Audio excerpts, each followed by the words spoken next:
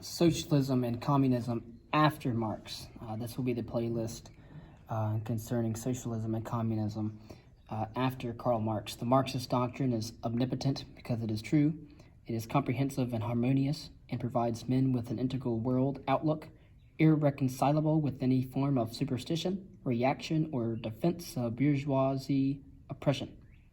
And this was from Vladimir I. Lenin, from his Three Sources and Components of Marxism. In the early 21st century, socialism, especially of the top-down authoritarian central planning variety, seems to be an idea whose time is past. In the early 20th century, by contrast, socialism seemed to many in Europe and North America to be an idea whose time had come. The period from Marx's death in the year 1883 until the outbreak of the World War in 1914 was a time of intense political and theoretical ferment and growing popular support for socialism and socialist parties. One observer has called this the golden age of socialism and of Marxism in particular. It was an age of Marxian socialism, to be sure, but it was also an age of Christian socialism, Fabian socialism, anarcho-communism, and other non-Marxian variants.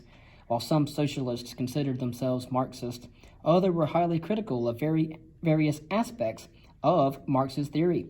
Even those who called themselves Marxists often subscribed to different interpretations of what Marx actually meant and what Marxism was. Engels advanced his own distinctive interpretation of Marxism, as later did Lenin and the Bolsheviks, who thought of themselves as, quote, scientific socialists, end quote, remaking the world in the fiery forge of revolution. Others were skeptical or critical of both. The revisionists, for example, which we will mention earlier or later, criticized the revolutionary thrust of Marx's theory. They thought that socialism and latter communism would and should come about peacefully by evolutionary means. Other critics, such as the anarcho-communist Mikhail Bakunin, suspected that Marxism harbored authoritarian or even totalitarian tendencies and should therefore be rejected as a guide to political practice. Such faction and ferment characterized socialism throughout the 20th century, and as we shall see, there have been many voices in the socialist chorus, not all singing in the same key, and some marching to different drummers and tempos and singing altogether different songs. And even so, Marx's voice has until recently boomed louder than anyone else's. Virtually every socialist since Marx's time has thought it necessary to come to terms with Marx's theory, either to accept it, to reject it outright, or to modify it almost beyond recognition.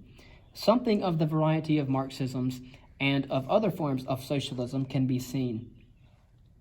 For example, you have the early socialists, you have Marx and Marxism and the non-Marxist socialism. Under Marx and Marxism, you have revolutionary Marxism, that of Lenin. You have the revisionist Marxism, that of Bernstein. Then under the revolutionary Marxism of Lenin, you still have Stalinism or Maoism, as well as Trotskyism.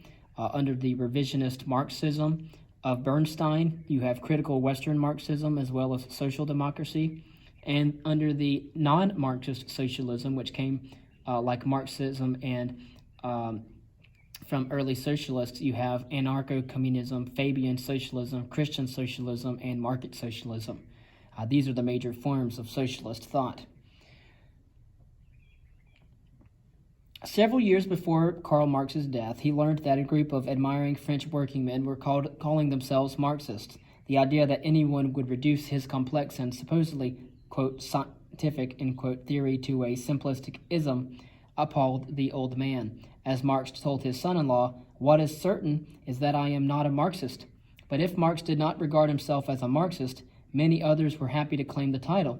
Chief among these was Marx's old friend and co-author Friedrich Engels, who lived from 1820 to 1895.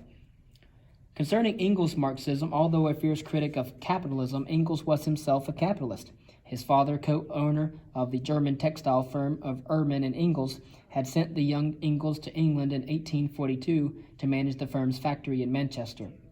Always a reluctant capitalist, Engels nevertheless enjoyed the good life. He was a connoisseur of fine wines and good cigars, and he kept a mistress, an Irish woman named Mary Burns, who worked in his factory. She showed Engels the appalling conditions in which workers lived in Manchester. These he then described memorably and in grisly detail in The Condition of the English Working Class, published in 1845, a work that greatly impressed Marx and has since become a minor sociological classic. In the middle of the 1840s, Marx, the radical philosopher, teamed up with Engels, the wealthy capitalist.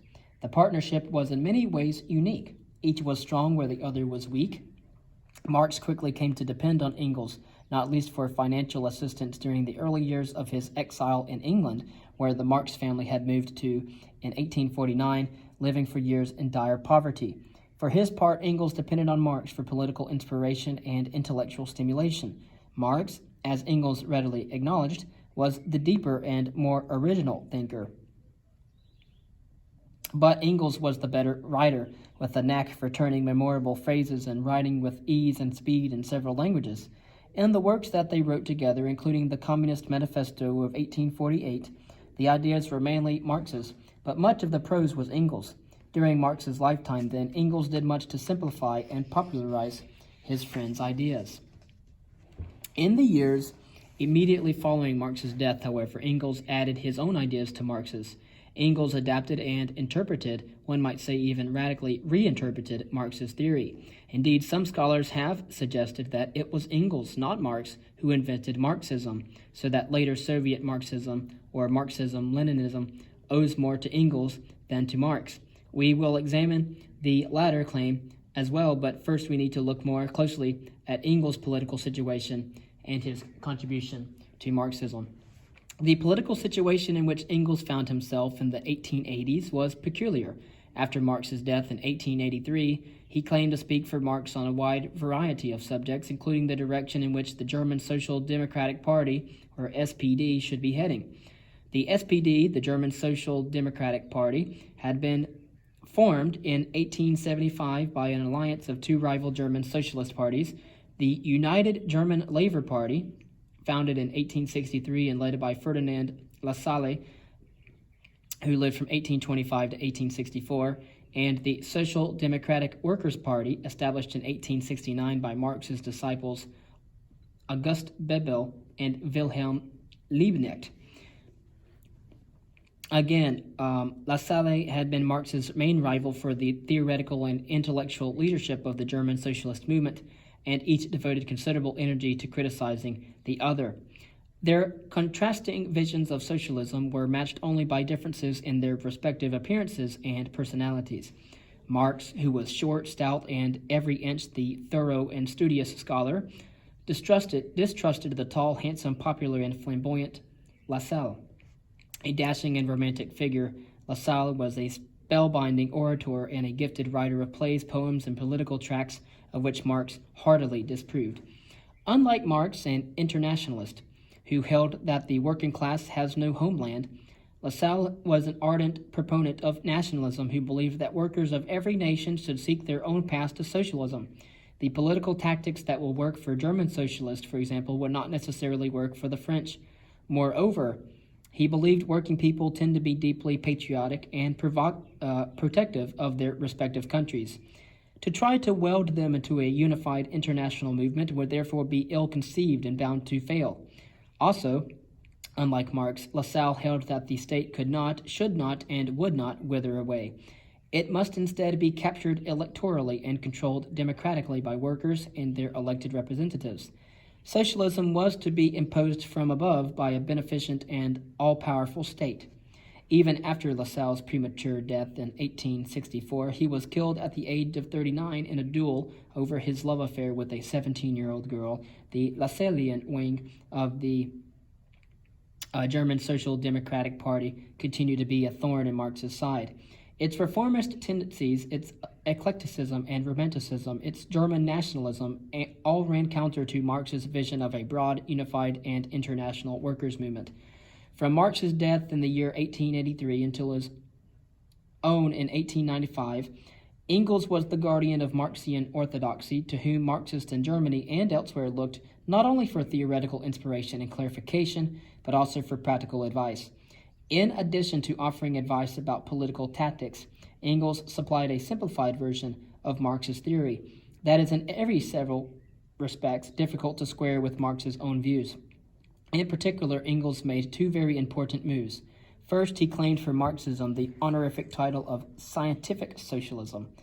And second, Engels reinterpreted what Marx meant by materialism. And so in the next little bit, we'll talk about scientific socialism and materialism as well.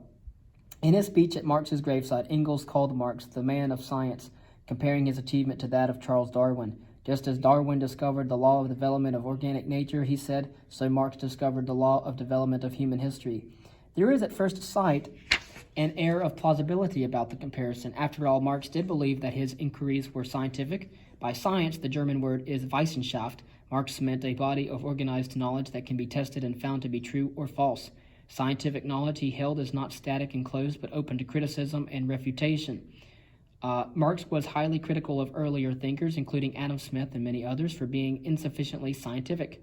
But he could also be quite critical of himself, and he repeatedly revised and amended his theory in the light of new evidence and falsifiability.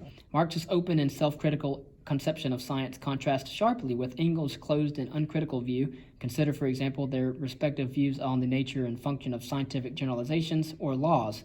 Some 19th century thinkers maintained that just as there are immutable laws of gravity, thermodynamics, and other natural phenomena, so too are there unchangeable laws governing history and human society.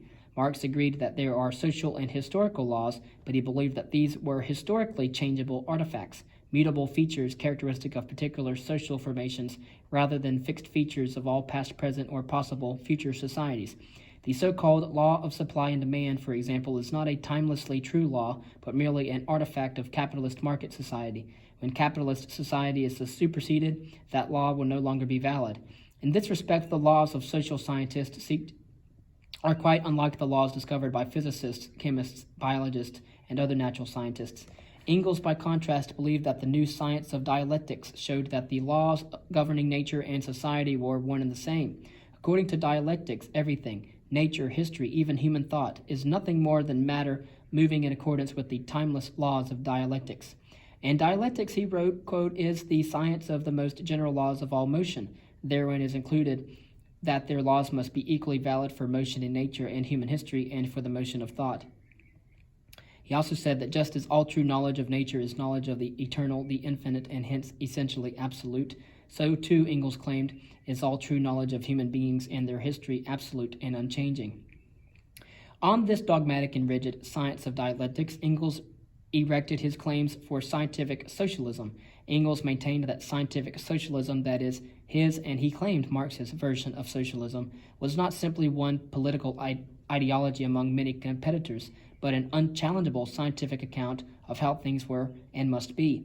Any socialist who argued otherwise was merely a utopian, whose views rested more on sentiment or opinion than on science.